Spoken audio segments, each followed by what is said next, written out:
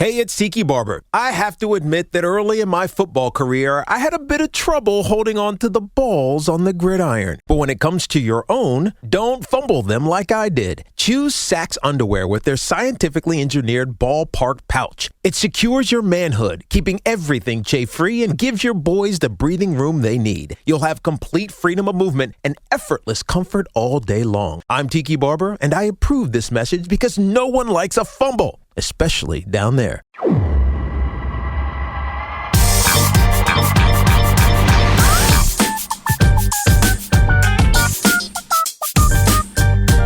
Hello and welcome into the latest episode of the Show Before the Show podcast, the official podcast of minor league baseball. Tyler Mon, Sam Dykstra, Benjamin Hill.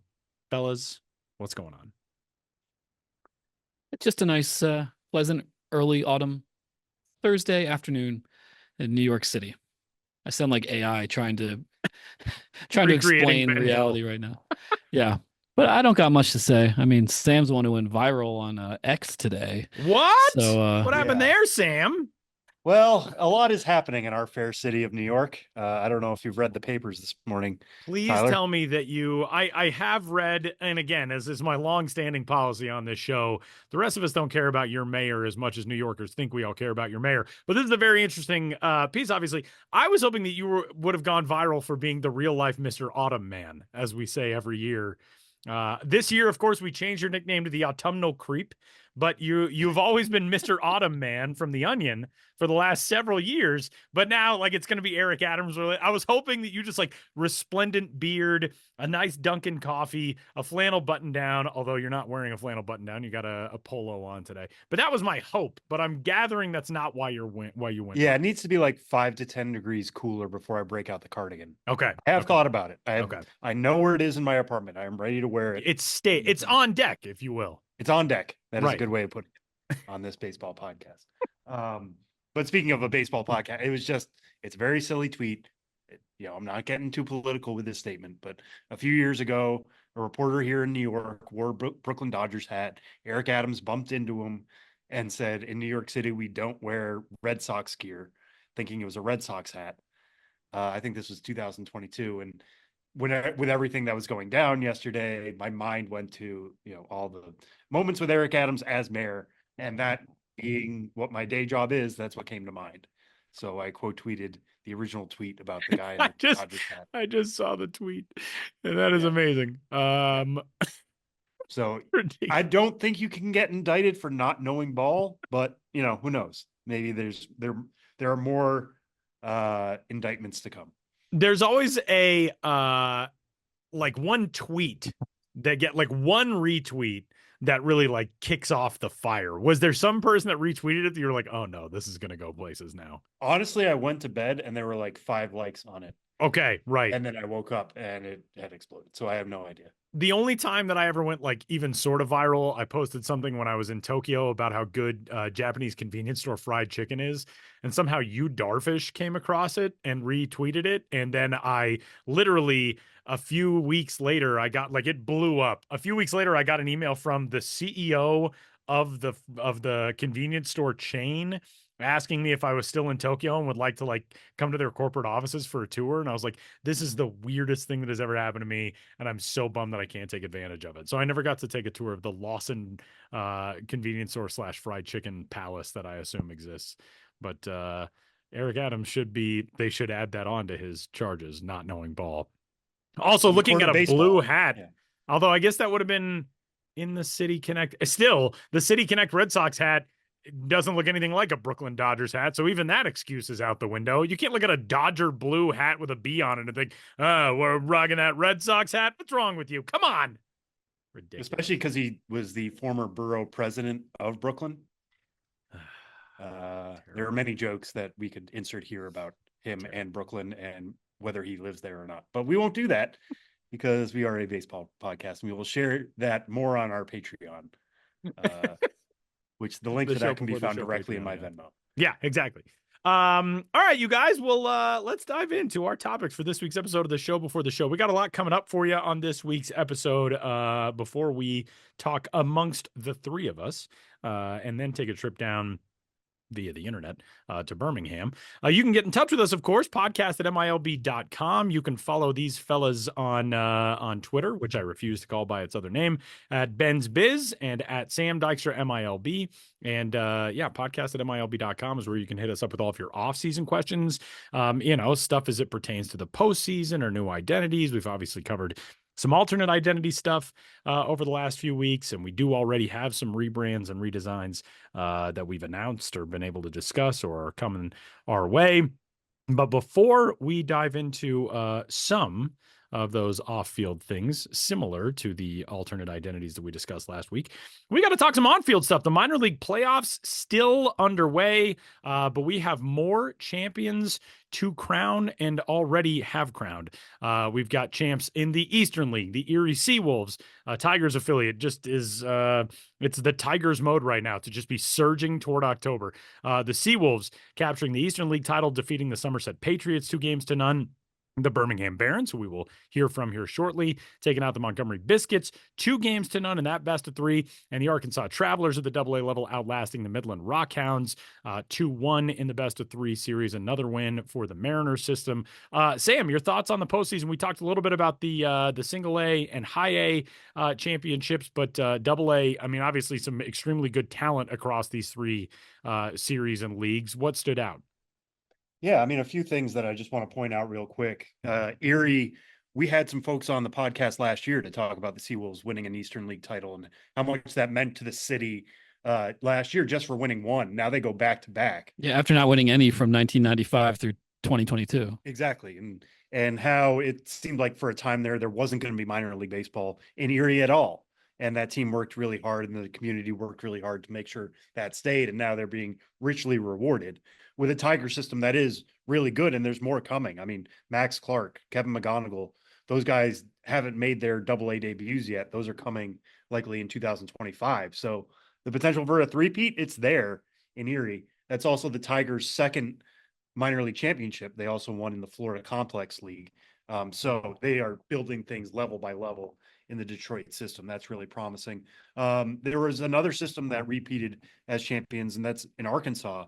Modesto, who we talked about before, got Seattle its first minor league championship of the year. Arkansas adds another one. So you have the Tigers and the Mariners, each with 2 titles apiece this year. Both have really deep systems, which I think is promising. And the Tigers added a decent amount at the deadline, which is kind of crazy to think about, right? Like they added pieces at the deadline, or minor league pieces at the deadline, and were sellers, and now they're going to probably win a wild card spot. I feel comfortable saying that. We'll see what happens the rest of the week, but yeah. And the Mariners, I know they've kind of fallen short at the major league level this year, but you look at who's coming up through that system: Cole Young, Colt Emerson, Harry Ford. There's a deep system happening there in Seattle too, and they're building something at least sustainable. It feels like they have to supplement that hopefully this offseason and push themselves back into the postseason. But more help is coming on the Seattle side as well.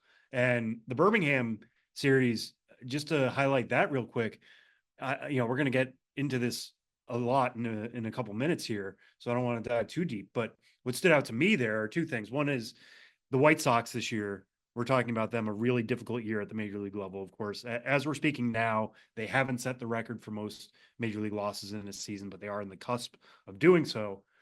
So it's been a tough time on the South side. Getting a AA team that knows how to win, that's at least hopeful. And you look at guys who have come through that team this year: Edgar Caro, not with the team right now, but Noah Schultz, potential ace for the Southsiders. That's valuable experience for those guys. Also, I think that was an upset. Birmingham beating Montgomery. That Montgomery team was as deep a AA lineup as I've seen in a long time. And for them to beat that Montgomery team the way that they did is not only huge just for the White Sox system, but it's kind of cool. I mean, it shows how unpredictable the minor league playoffs really are.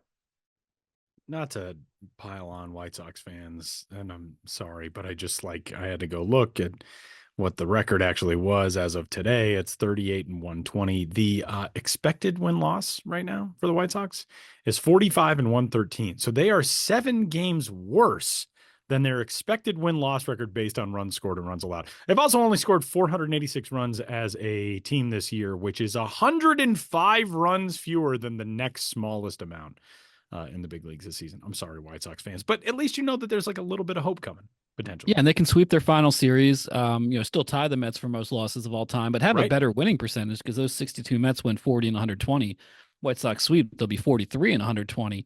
So they'd be much better. Exactly. That's or 43. No. If they sweep, wait. 42.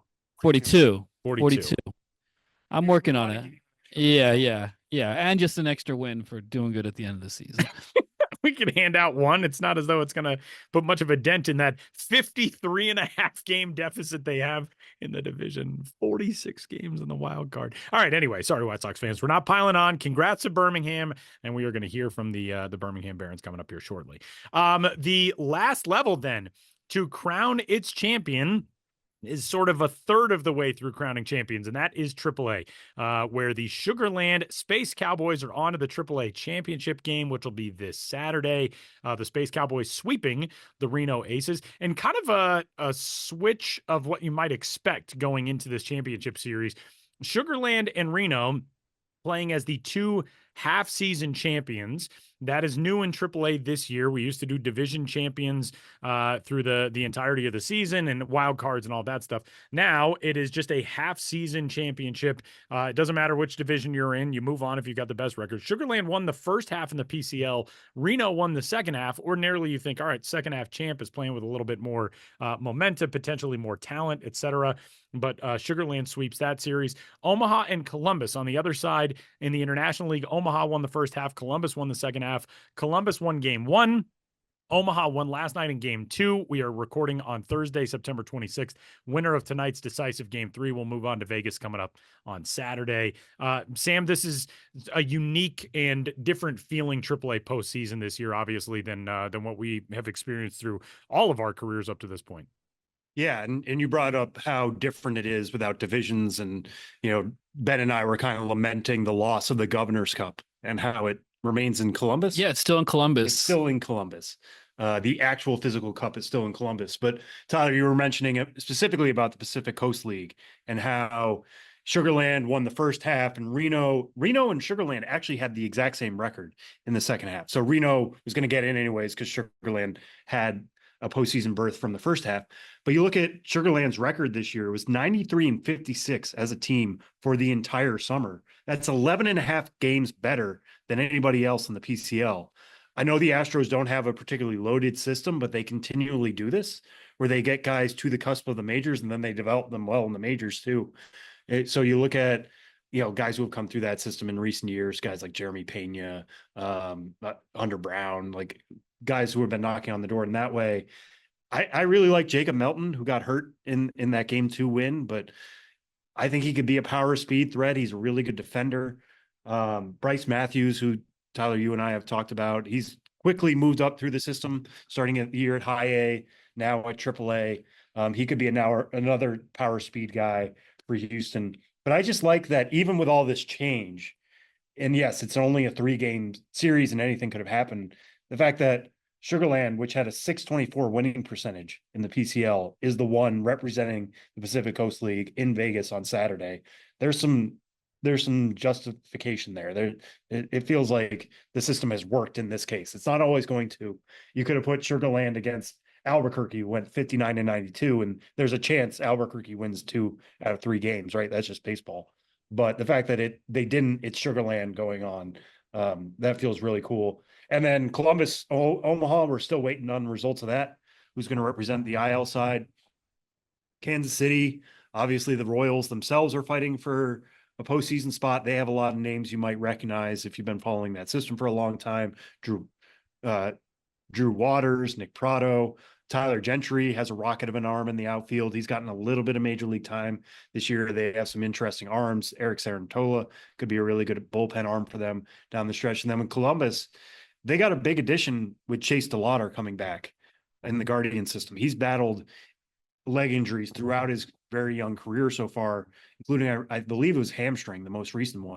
But they got him back to DH just in time for the IL run. So he would be the biggest name. to play Saturday in Vegas if it comes to that. But that Kansas City team is pretty deep, and they can, outlast whatever Columbus is going to throw their way as well. So, AAA title game coming up on Saturday evening on MLB Network, 7 o'clock local time, start time for that. So 10 o'clock out on the East Coast for those folks like Sam Dykstra, who I will assume is going to be tuned in and just like texting furiously about like dumb things that I say on TV. Can I just say I cleared my schedule for this? What a guy. For you and Jim Callis. I was going to go see Francis Ford Coppola's Megalopolis on Saturday. Ooh.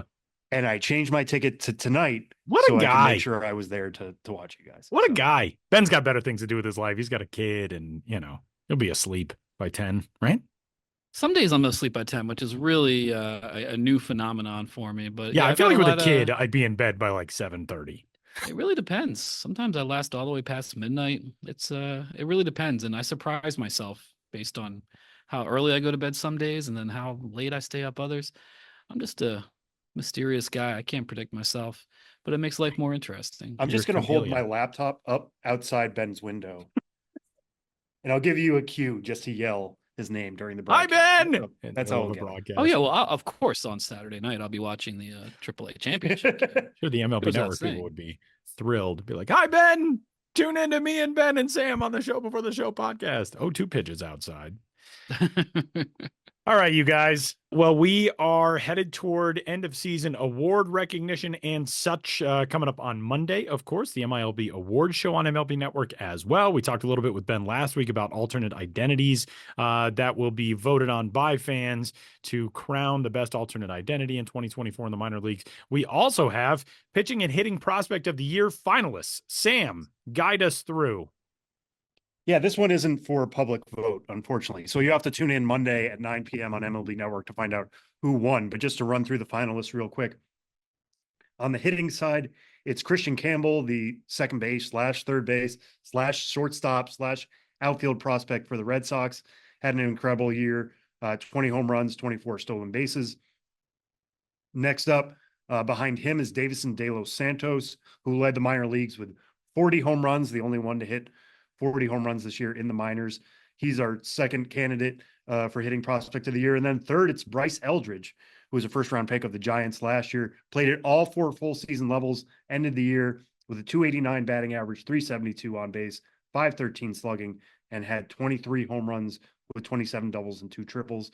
Played 116 games. He's going to the Arizona Fall League. We haven't talked about that, but we have plenty of time to talk about the AFL before that begins. Tune in next week. I'm sure we'll dive more into AFL rosters.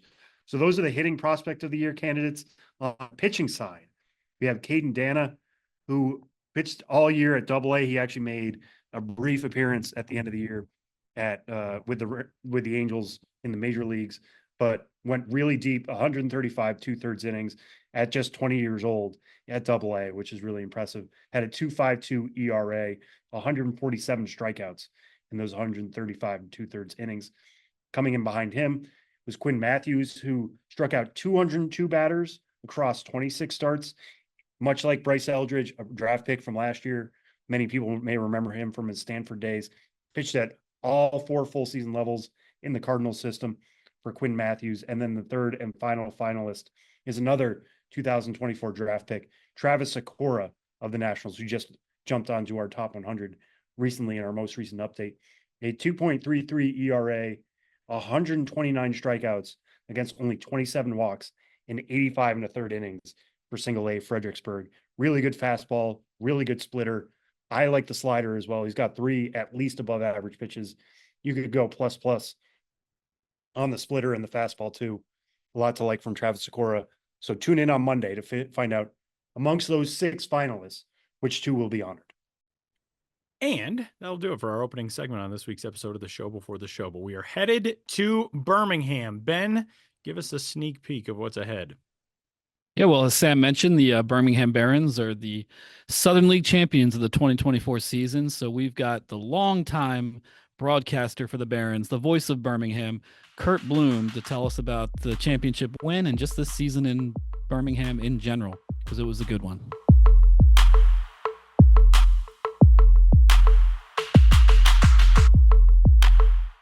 Plug in a Hyundai EV and the extraordinary happens. It's not just the ultra-fast charging capability and long range in the Ioniq 5 and Ioniq 6, or the adventure-seeking spirit of the Kona Electric, or the groundbreaking 601 horsepower Ioniq 5N. And it's not just the comfort in knowing that every Hyundai EV is backed by a 10-year, 100,000-mile limited electric battery warranty. Hyundai's EVs transform a low hum into a loud adventure. They bring color to your journey and turn energy into main character energy. So forget everything you thought you knew about EVs and turn the extraordinary into something truly electrifying. There's joy in every journey. EPA estimated 303-mile driving range for 2024 Ioniq 5 SE SEL limited rear-wheel drive and 361-mile driving range for 2024 Ioniq 6 SE long-range rear-wheel drive with fully charged battery. Estimated range varies for other models and trims and depends on battery capacity, temperature options, and other factors. Limited battery warranty covers defects and materials for 10 years or 100,000 miles, whichever occurs first. See owner's manual for complete warranty details and limitations. Visit HyundaiUSA.com or call 562-314-4603 for more details. eBay Motors is here for the ride. With over 122 million parts, you can make sure your number one ride or die stays running smoothly. Brake kits, LED headlights, bumpers, whatever your baby needs, eBay Motors has it. And with eBay Guaranteed Fit, it's guaranteed to fit your ride the first time, every time. Plus, at these prices, you're burning rubber, not cash. Keep your ride or die alive at ebaymotors.com. Eligible items only, exclusions apply. The Birmingham Barons are the champions of the Southern League, and Curt Bloom is the broadcaster for the Southern League champion, Birmingham Barons. He's here with us now to talk about that championship win and all things Birmingham Barons baseball. Curt, thanks so much for being here. Thank you, and do me a favor so I can hear you again. Can you introduce us as the Southern League champs? Because that sounds pretty good. That's a great way to get started. Unless you say it 3 times, Ben. I think you got it. Exactly. Yeah, I got it in there. I got it in there twice. Yeah. Well, the Barons just won the Southern League championship and are now the Southern League champions. What was it like to call a championship winning game? I mean, you've had these experiences before, but what is it like for a broadcaster when the game, and this was a tense game. They're all tense when a championship's on the line, but this was a particularly tense game. You know, how did it build for you? And, how do you stay steady on the mic in those situations? This is my 5th, and each one is going to be unique, but there's never been a walk-off. I mean, this is like Bill Mazeroski stuff in the big leagues, and everyone knew that this game, particularly in game 2 of the series, we had punched them in the face in game 1, but we knew that this one would be very, very close, very, very tight. We scratched across a run in the first inning, bottom of the first inning. So it's 1-0. And then you just turn over to your pitching and you just hope you're counting the outs out. There's 3 left. There's 3 more. There's 3 more. There's 3 more. And you're getting closer and go, God, could we win this thing 1-0? A walk-off game to end a series 1-0? I mean, that's not very common. And to even add more drama, Montgomery scores a run in the top half of the 9th. We're 1 out away, 1 strike away from winning our first championship in 11 years in a team that should not have been there at all, should not have gotten by Tennessee, should not have gotten by Montgomery. And it's certainly absolute, no doubt, big leaguer Chandler Simpson scorches a double with a guy on base and ties the game at 1. And you talk about the fans and the reaction. I mean, it was just everything was taken out of us and everyone's shoulders slumped and you were just like, oh no, our dream. And you're thinking, we're going to have to play tomorrow. Ben's aware of the fact that the hurricane was due to come through here, not a direct hit, but just enough of it. And we were going to play the next day at 12 o'clock in the afternoon. And I don't like our chances. Anyways, we got a little bit of noise in the bottom of the 9th, but stranded. And then in the 10th inning, you're hoping things go your way. And when you didn't advance that ghost runner, remember the ghost runner, we didn't advance him, but then a wild pitch did. And that changed the complexion.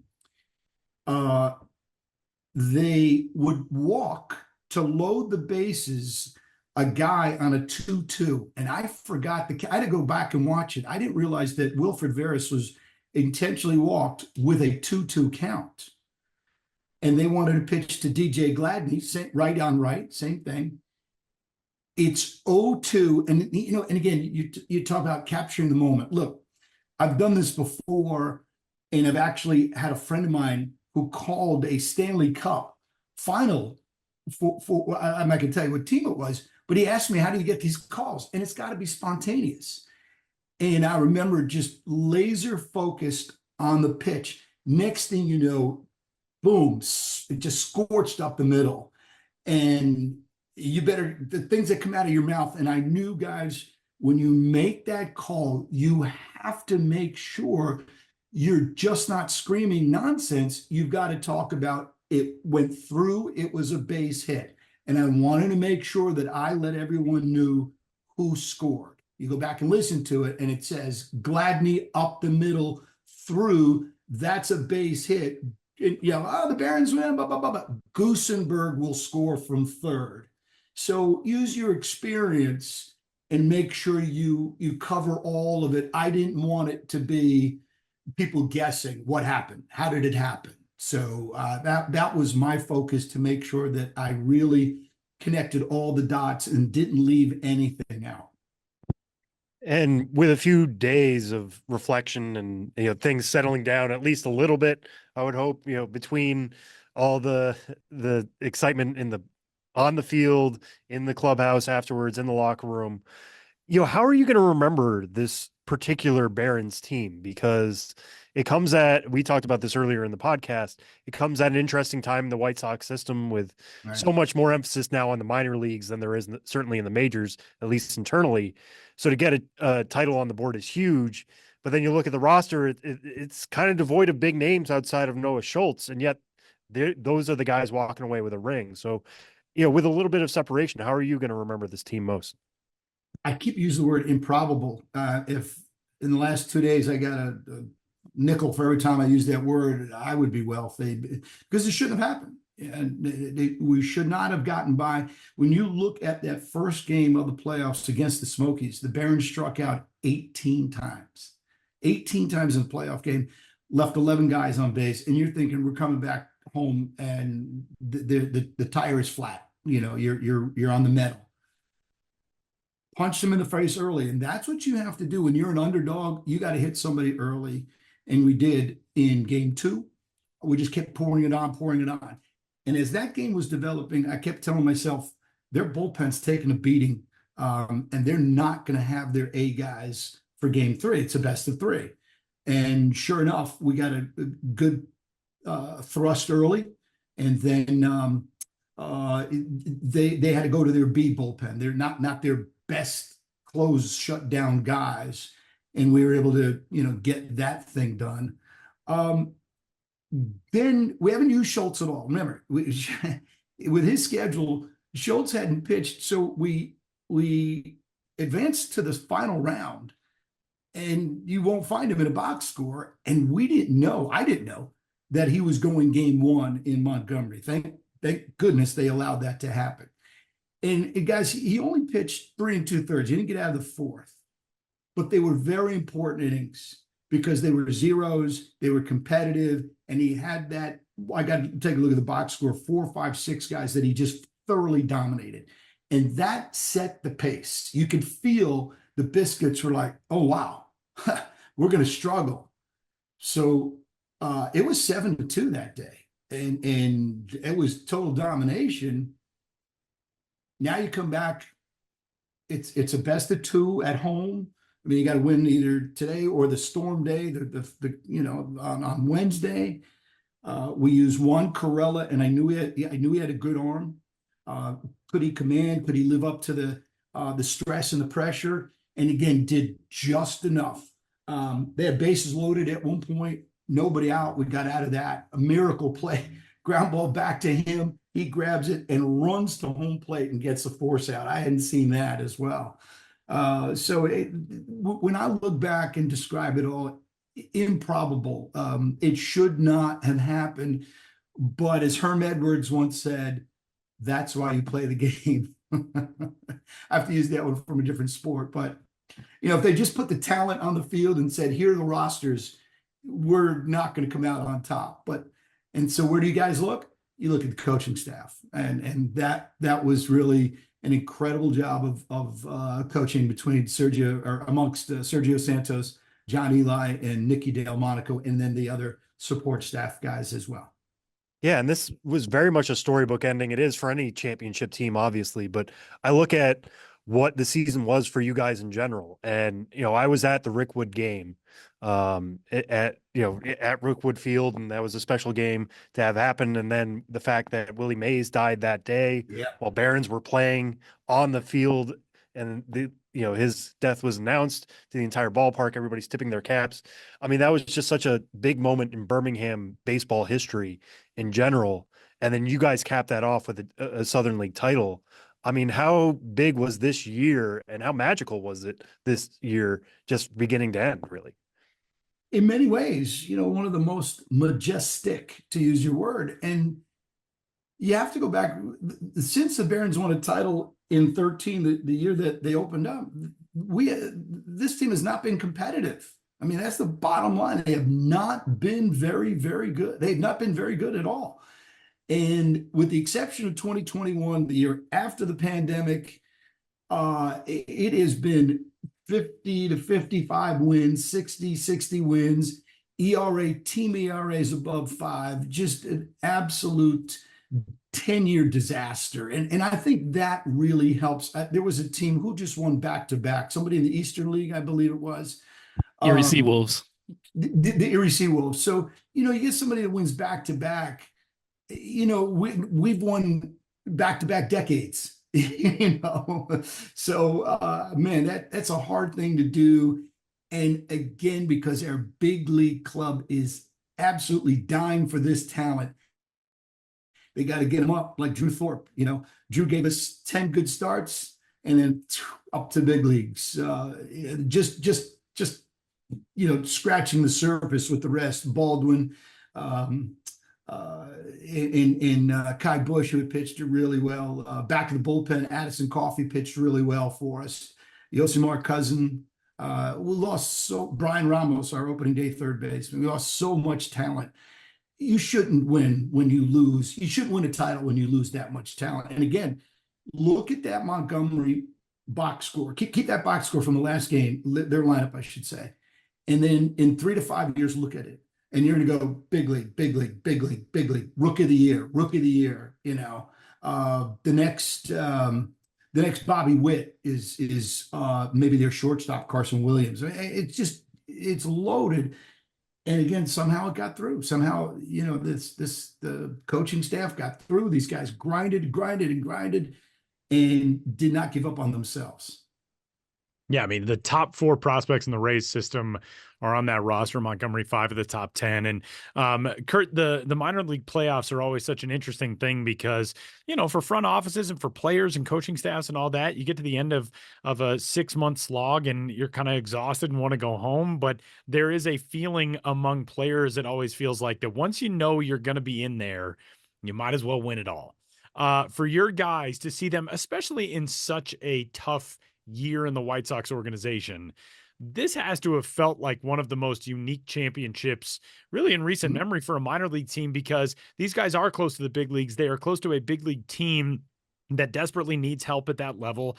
And now they're learning how to win. I mean, when you got to watch that celebration, how could you tell it felt for the guys who got to be part of this between the lines? Because I think everybody that stayed back and did not get promoted had the same attitude of, we're your leftovers. We're your B team. We're your backup. I wasn't good enough to get promoted to Charlotte. I think one of the most important additions was a guy by the name of Nick Podka. You might never hear his name again in baseball. And he was a pretty big draft choice out of Notre Dame by Toronto, and then finished a couple of years in the Phillies organization. He comes off the streets out of AAA. And in mid-August, for the team that was scuffling, he said, I'm here to do 2 things: teach these kids how to win, and then win a championship ring. And I think that the rest of the team just embodied that. They really, really did. It was a great way of putting it. And Nick Podkill might never play minor league baseball again, but he will have his name, he will have a ring, and he will be I'll look back and go, that's what he did. So answering that question is, you had the B unit and everyone's left over, and they all had the same, like, hey, man, we're not good enough to go to Charlotte or Chicago. We're gonna prove that we can get together and we can win some rings. Now, again, Schultz is a different story. That's a different story altogether. DJ Gladney, who had the game-winning hit with 2 strikes, did not become a Baron until the first week in August. So that meant he spent the entire summer in Winston-Salem, could not crack the Barons lineup. And to be, at a stage in these guys' careers where so many different roads open up for you in AA. And like you said, I mean, some guys are on the way out. Some guys will start next year in Charlotte. Some guys might be in Chicago next year. They're going to be trade pieces. They're going to be all that.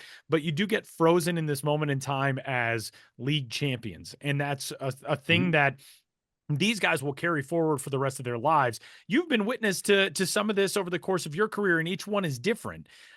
For this team, I mean, on the special level, I don't want you to have to rank them, but this has got to feel really different for you and for the front office staff, as I don't know how many people would have seen this coming, and now we're all going to get a ring out of this. April, May, and June, we saw this coming. Okay, but we had arguably one of the top 3 minor league clubs in all of baseball. You can go to a AAA club, and that Norfolk team out of the gate, they were all the Orioles, they were loaded. But we could have competed because of our pitching. So April, May, June, we're like, man, this is pretty fun. We had the best record at home in the minor leagues at one point. Everything was glory. And then just before the half and just before the clinching, they started migrating up to AAA, get to the ballpark. Thorpe is gone. Bush is gone. Ramos had been gone already. Caro was a big loss. So, I mean, it's so many guys that were promoted, and whatever was left over, Michael Turner was the starting catcher, not Edgar Caro. Caro became the minor league player of the year for the White Sox. And he's in the big leagues, and Michael Turner's was a backup, like maybe a second string catcher, first baseman type guy, and caught every game of the playoffs. These stories are going to be great. I can't wait till years from now somebody just digs in and finds some of these stories of where are they now and who was he, and they'll all look back and go, yeah, 2024, man, we put it together for 4 days and knock the rest of the Southern League on their socks. Curt, one of the things that this provides is a little bit of hope for White Sox fans who are dying for it right now. You mentioned a little while ago, some of the congratulations that you've heard from people. What has the reaction been like from White Sox fans, and even from, people in the front office who I'm sure you all have heard from? This is a little bit of an oasis in a very long desert for White Sox fans. And that's very cool because it's an incredibly loyal fan base, one that has seen, a World Series title in the last 20 years, but has gone through some really lean stretches, this year being the leanest among them. If you are a fan of an organization in a really tough spot, there is some hope that comes from minor league teams winning titles. What's that reaction been like? 2 friends of mine from completely different worlds, but are White Sox fans, they said, well, yeah, I'm happy for you. Congratulations. Get them to the big leagues. And then the other one was, that's kind of what I figured it would be. Yeah. And then the other one was fix our club, so, and it's not going to be fixed anytime soon, but that was, and rightfully so, that was the reaction when you're on the verge of setting a record you want no part of. And you've got to find, you just said, you got to find an oasis. Can I get a glass of water in this? And that glass of water was the Birmingham Barons. Well, every championship ends with a celebration. So just curious what it was like in the Barons locker room after the game. It's the usual. Yeah, go ahead. Well, the usual champagne and cigars. And it just the emotion that was in there was first of all, it was like you had taken a 1,000-pound refrigerator off your back We didn't want to play a third game. We didn't think we deserved to play a third game. You're looking around at, the leadoff batter, Riku Nishida, didn't come up until September, So I looked at, Winston, Kannapolis, Winston, Kannapolis. So you get that off of your chest, and then you're just like, we talked about doing it, and we thought about doing it, and we did. I tell you guys a little story, and it's probably a secret I shouldn't tell, but it's part of this story. After the celebrations and the usual, coaches and the interviews and the champagne and all that, I mean, obviously, even in the minor leagues, it goes on for quite a while. When there was a point during all that, I was personally ready to say my goodbyes to the staff. And the manager's office door and the coach's office door was closed. And they didn't want any players in there, none whatsoever. And that was really unique. Now, they were there, obviously, for the moments and the champagne, the cigars, and all that. But they took a time. They took probably 30 some odd minutes, 40 some odd minutes. They shut the doors, no players. And I poked my head in, and they were talking about the miracle barons, in a sense, of the things that this team did when no one else believed in them, including people at the big league level. They couldn't have believed it. I'm sure, and I'm not going to put names, but I'm sure they were like, whoa, 7 of your 9 guys, whatever it is, that were stars are not even there. And you're using that guy's backup and that guy's backup and that guy's backup. So I thought it was the first time I had seen that. And that's, I'm going to take that one and keep it right here, to see Sergio Santos, John Eli, Nicky Delmonico, and the rest of that coaching staff. We have bench coaches as well and assistants. They were rehashing the fact that, wow, I can't believe that, what an at-bat so-and-so had. We gave him the confidence to do this, and this guy should have been out, and that pitcher was struggling prior to, they poured everything they had into winning this thing. And I want to make this clear before we go off to Kevin Bowles, the manager of the Biscuits, could not have been a classier person in defeat. And the beautiful email that he wrote to our staff to congratulate us needs to be, it's the way Tampa does things. They really know how to do it. And his dad, John, who had managed the Marlins twice and has had a 40, 50, 60-year career in the game, was in the locker room the whole time too. So it was really unique. So there was also perspective from the other side. And he wrote this beautiful letter to our staff, really appreciating everything that we had done and giving them an opportunity. And it was just a really beautiful, warm, sensitive moment that needs to be told during this, Zoom. And I think it's also, I want the world to know that you still have a couple of good people left in this world. There are a lot of knuckleheads, but there's still a few who get it. And Ben, you've traveled more than any of us in here, and from city to city to city to city, you see that there's still a group left, a core group left that gets the it part of it. This guy just lost a heartbreaking championship when he knows his team was better. And yet he wrote this email that just hit all the cylinders. And my general manager, my boss, Jonathan Nelson, shared it with a few of us. And it was just like, wow, that's pretty cool. So we just got this incredible feeling. I don't think I haven't slept the last 2 days. I haven't really had a nap or anything along those lines. It's just incredible on this high, this emotional high. I thought by now I would be like, and when Ben first contacted me, like, I'll see you in a month or so, but I just can't stop. So happy about it. And then, as I posted on Instagram, one for the thumb. So I got that thumb covered now. 4 + 1, 5. Beautiful. Well, there's good people everywhere. We try to find them. We try to have them on this podcast, such as broadcaster Curt Bloom, who calls games for the Southern League champion Birmingham Barons, winners of the Southern League.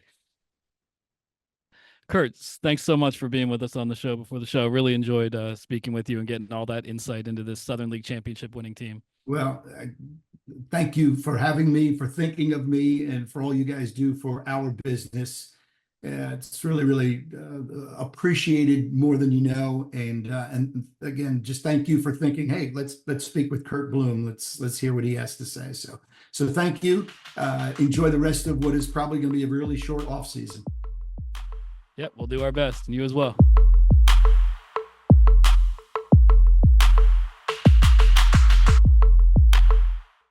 To buy or not to buy? That's the question on every New Yorker's mind. It's on Street Easy's mind, too. They know the journey can feel arduous and long, like commuting from the Bronx to Brooklyn long. But you should never have to face it alone. Whether you're dreaming ahead, looking at listings, or touring your way through every borough, Street Easy will be there every step of the way. So fear not what lies ahead. Street Easy will make sure that all's well until it ends well. Let the journey begin. Take the first steps towards buying an NYC with Street Easy. Discover My Self Le Parfum by YSL Beauty. The new, sensual, and warm intensity enhanced by spicy vanilla bourbon. A fragrance for a man born unapologetically himself. Myself, Yves Saint Laurent.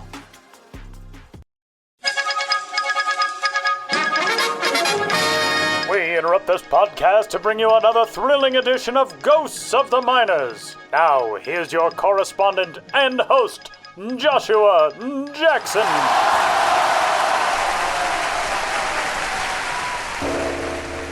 Welcome back to Ghosts of the Miners, in which all of you out there in Radioland must identify the legitimate historical ball club or player hiding amidst the fraudulent pair.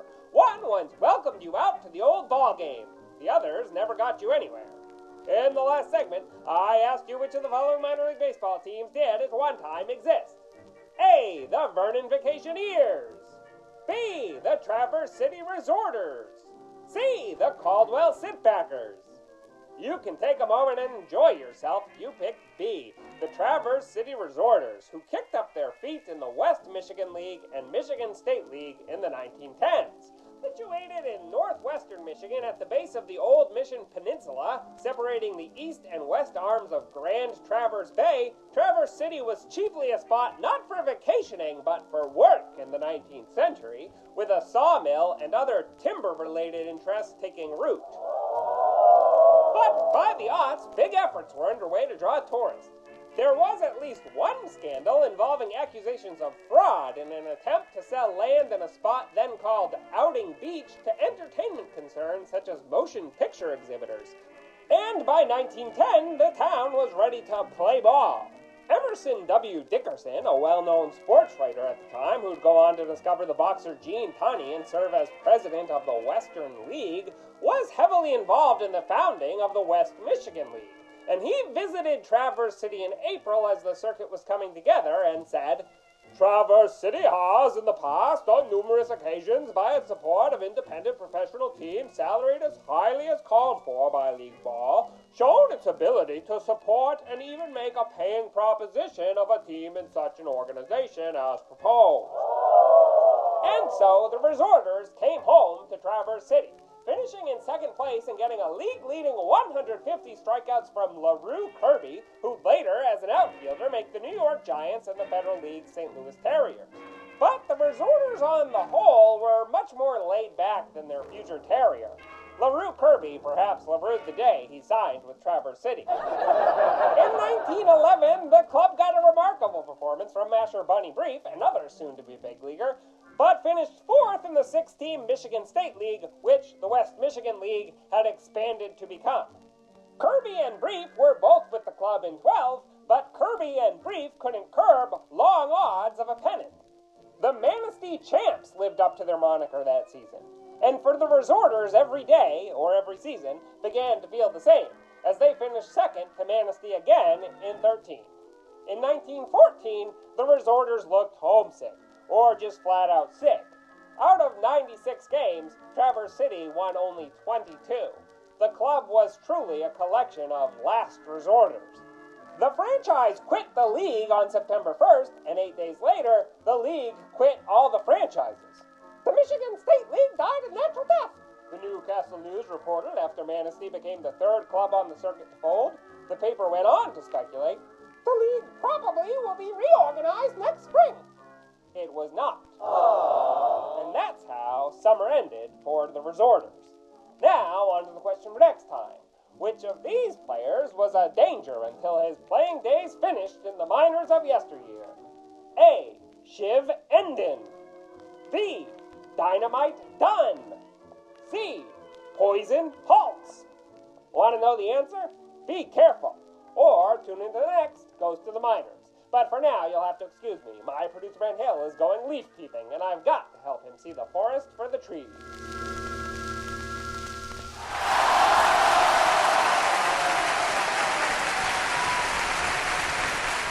Huge thanks to Curt Bloom from the Birmingham Barons for joining this week's episode of the Show Before the Show, the Southern League champion Birmingham Barons. And of course, our biggest thanks to Josh Jackson for stopping by with this week's episode of Ghosts of the Minors.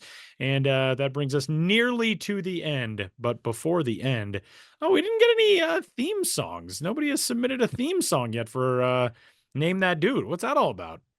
You ingrates? They're hard at work. It's a multi-week process. Oh, okay. All right. Yeah. Sam also is.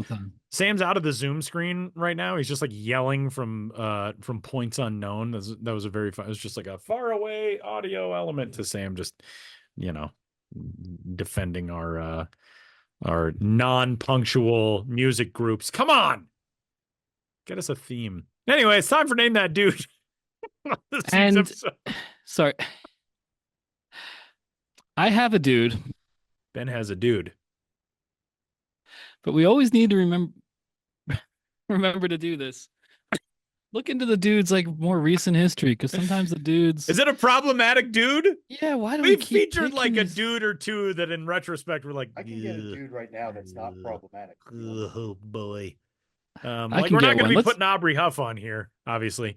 But yeah, there have been some times when we've like looked at the dude afterwards and we've been like, oh, we need to look at like the personal life or controversies or whatever on a Wikipedia page. Look, yeah, and we're not trying to be prudes or scolds. We're not dude prudes. Name that dude. Yeah, but you know, at the same time, we sometimes it's just like, yeah. Oh boy, so I haven't backup dude, but now I'm checking him. Checking to make sure if the backup dude is suitable. Yeah. For our high standards of conduct for Name That Dude. Yeah. Oh man, this is a tough one too. Well, Sam said he's got a reserve dude.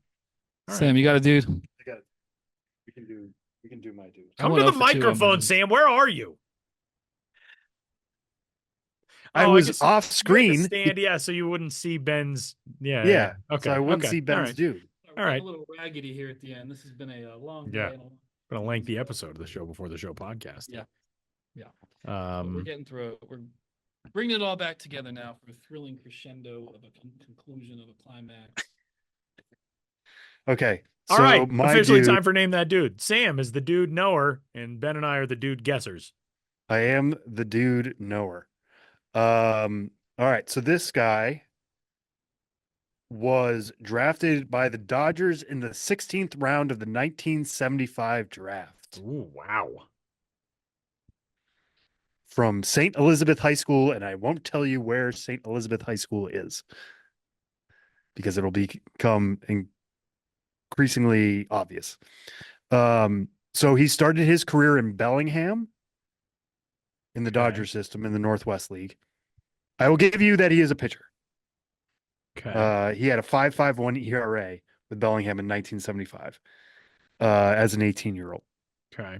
Pitched in Danville and Bellingham in 1976. 1977 went to Clinton and Albuquerque. Dukes. Back then. Dukes, indeed. The 1977 Albuquerque Dukes. 1978 went to San Antonio and then debuted with the Dodgers in 78 at 21 years old.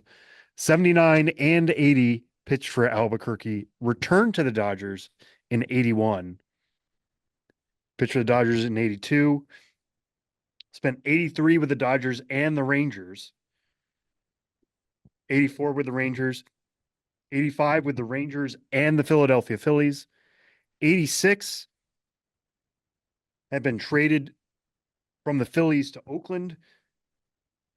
Yeah, I'm sure you do now. One appearance for Tacoma, who was Oakland's AAA affiliate, and then pitched for Oakland in 87, 88, 89, 90, 91, 92.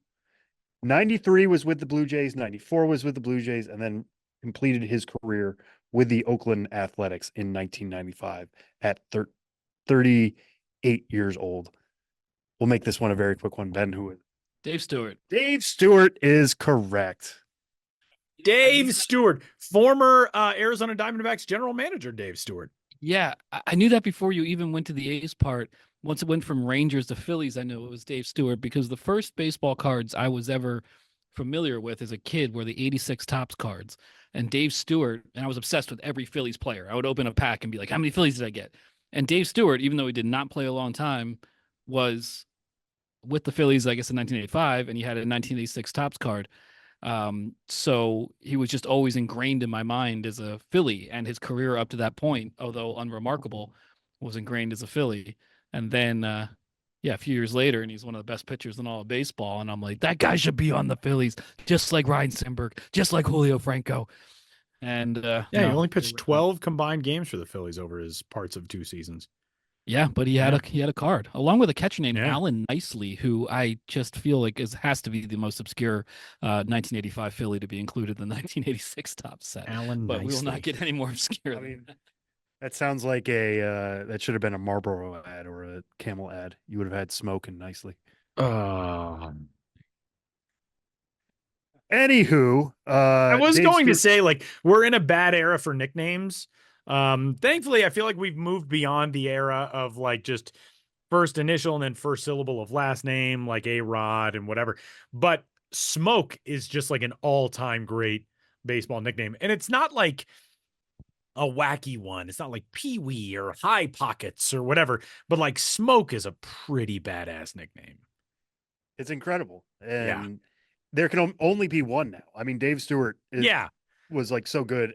World Series MVP, 3-time World Series champ, 1-time All-Star, 2-time ALCS MVP, Roberto Clemente winner. I mean, like the guy did everything except for get into Cooperstown, basically. And there can only be one Smoke. I chose him. I didn't say where he was drafted out of, like what town. He's an Oakland native. As we're recording this on Thursday, it's the final game at the Coliseum. He threw out the first pitch alongside Ricky Henderson, which sounds like it's just a very special moment for all involved. And, it's very sad. We're talking about next week's show. We can give a little bit of preview of that. We will have on somebody from Salt Lake to talk about how they are closing one ballpark, but they are opening one in the same area. Oakland will be going to Sacramento next year. And while we're happy for everybody in the Sacramento and specifically West Sacramento area, it's still a sad day that, the last major league game will be played in Oakland, at least for now. So Dave Stewart, very celebrated member of that franchise, very celebrated member of that region and just baseball in general. Wanted to give him a little shine, even if this was maybe the easiest guess that dude we've had so far.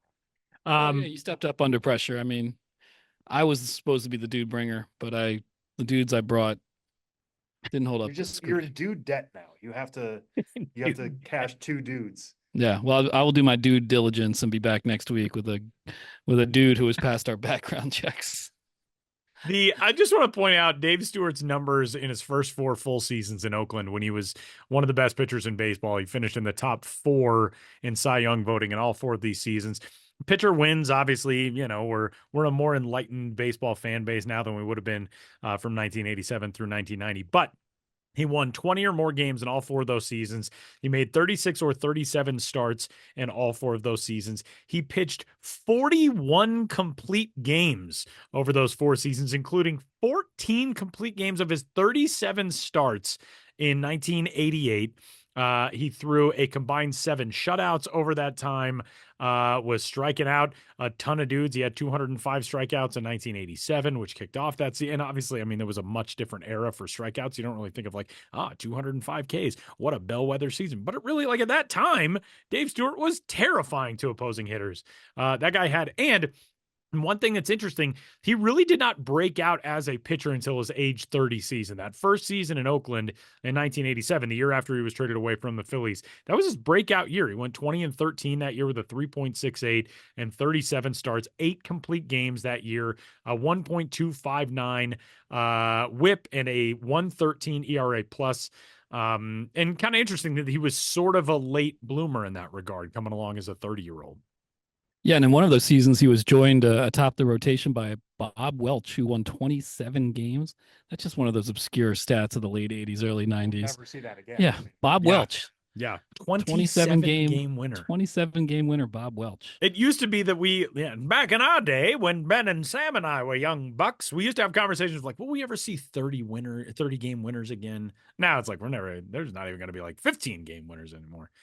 And I'm not saying that that's a bad thing. It's just the game has shifted and the conversation around stats has shifted, and it's interesting stuff. But Smoke, we tip our collective caps to you as we record this actually right now during the final game at the Oakland Coliseum, the end of an era in Major League Baseball.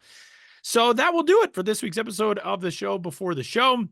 Huge thanks to Curt Bloom and Josh Jackson, and for Sam Dykstra and Benjamin Hill and all the rest. My name is Tyler Maughan. Coming up on Saturday night, if you listen to this before then, Jim Callis of MLB Pipeline and I will be on the call for the AAA National Championship game between the Sugar Land Space Cowboys and insert International League team here, as I hold the mug in front of my face like Homer Simpson in that episode of the Broncos-Falcons Super Bowl.